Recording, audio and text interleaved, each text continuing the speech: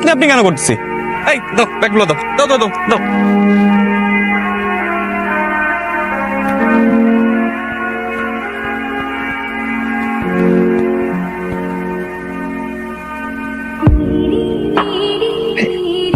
দুলা ভাই, কালকে কলেজে সার্টিফিকেট উঠাতে যাব, তো আমি তো বাসায় থাকতে পারবো না।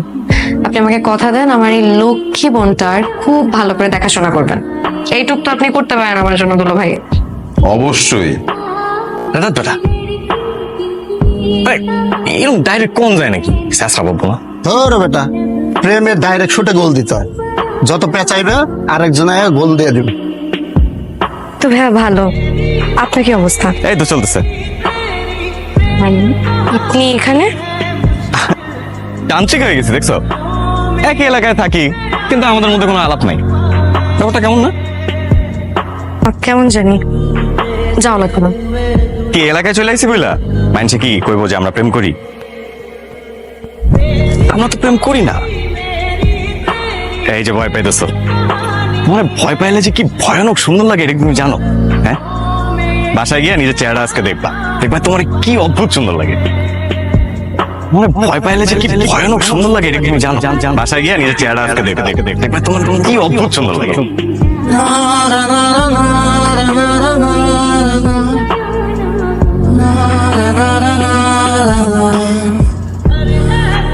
চাইলে ভীরু চোখে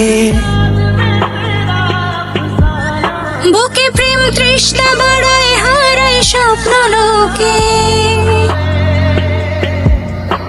যেন সব থমকে দাঁড়ায় চাইলে ভীরু জড়ায়।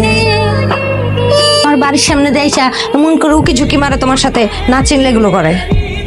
আপু শোনো, ওই ছেলেকে ওই দিনই আমি প্রথম দেখছি।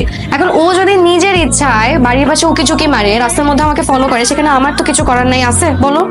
আর একটা মিথ্যা কথা বলবি না। আরে আপু, আমি মিথ্যা কথা কেন বলবো? আমি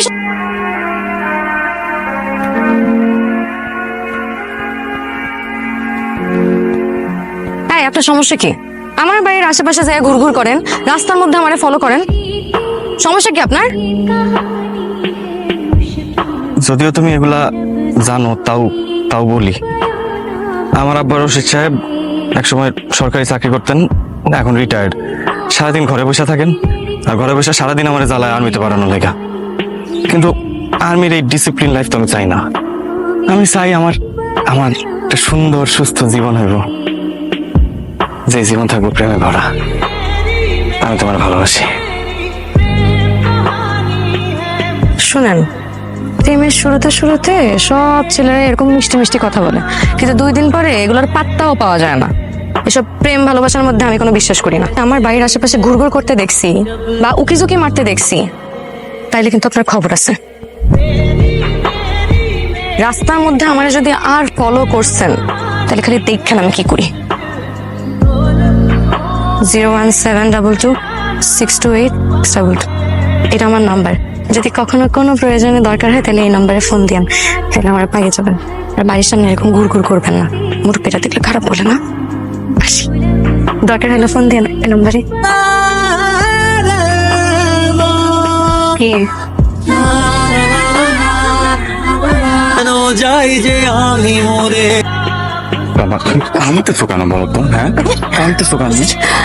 একটা সমস্যা হয়েছে, কানলে কি সমস্যার সমাধান হয়ে যাবে বলো? হ্যাঁ, আর বিয়ে দিবে বলছে, বিয়ে দিয়ে তো দেয় নাই। আমি খুব ভালো করে জানি আমার বাবা কেমন মানুষ। ছোট্ট তুই রাখবি না। তোলা ভাইকে কেন বিয়ে করতে হবে? তুই কি ওই ছেলেরে বিয়ে করতে চাস? ওই ছেলে এই বাচ্চা সহ তোকে মেনে নিবে? অবশ্যই মেনে নিবে।